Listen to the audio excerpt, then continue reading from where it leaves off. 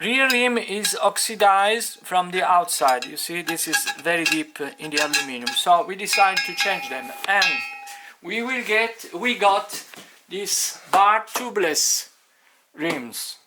We just send them the hub, and they remake the complete wheel.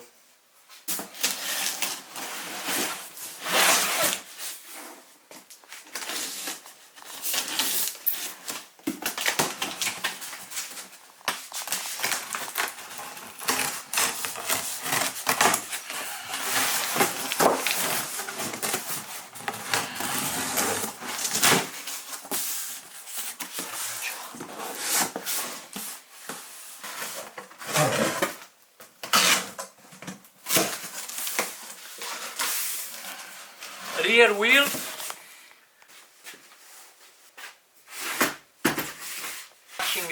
is very safe with this on the side, and this is a tubeless rim. They make them black, silver or gold, okay, and if you need, they change also the bearings, and they can power coat paint the hubs. In this case I send them the hubs were already painted, but they can do everything.